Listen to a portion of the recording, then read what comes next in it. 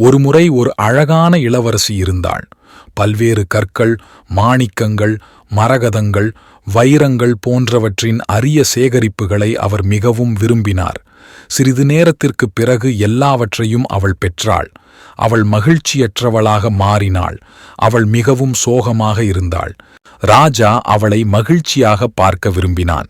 எனவே அரிதான கற்களை கொண்டு வந்து இளவரசியை மீண்டும் சிரிக்க வைப்பவர்கள் அவர்களுக்கு அரண்மனை பரிசாக வழங்கப்படும் அல்லது அவர்கள் என்றென்றும் சிறையில் அடைக்கப்படுவார்கள் என்று அறிவித்தார். பல வணிகர்கள் சென்று தங்களிடம் இருந்த அனைத்தையும் காட்டினார்கள். ஆனால் இளவரசி மகிழ்ச்சியடையவில்லை. அவர்களை ஆர்வத்துடன் பார்த்தாள்.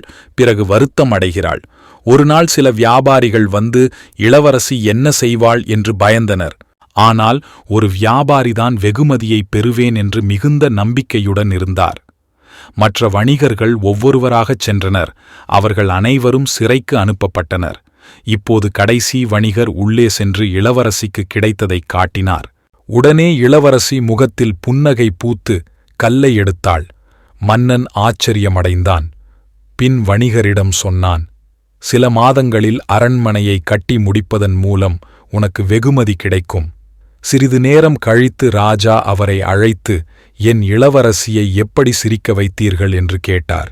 உன்னைவிட அழகான கற்களை கொண்டு வந்த பல வியாபாரிகளை நான் பார்த்திருக்கிறேன். ஆனால் அவளுக்கு பிடிக்கவில்லை. அவள் உன்னுடையதை எப்படி விரும்பினாள்?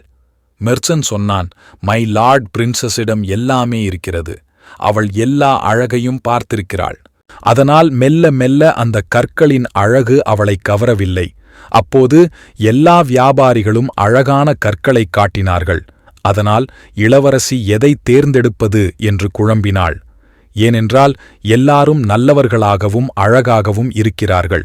எதை தேர்ந்தெடுப்பது அவளை மகிழ்ச்சியடையச் செய்தது. ராஜா கேட்டார், பிறகு எப்படி அவள் உன்னுடையதை விரும்பினாள்? மை லார்ட், நான் ஒரே ஒரு கல்லை வைத்திருந்தேன். அது மிகவும் கவர்ச்சியாகவும் அழகாகவும் இருக்கிறது. மற்ற அனைத்து கற்களும் மந்தமான மற்றும் அவ்வளவு ஒளிர்வதில்லை. அதனால் நான் என்னுடையதைக் காட்டியபோது எந்த குழப்பமும் இல்லாமல் அவள் ஒரு கல்லை விரும்பினாள். அது அவளுக்கு திருப்தி அளித்தது. ராஜா தனது அறிவாற்றலால் ஈர்க்கப்பட்டார்.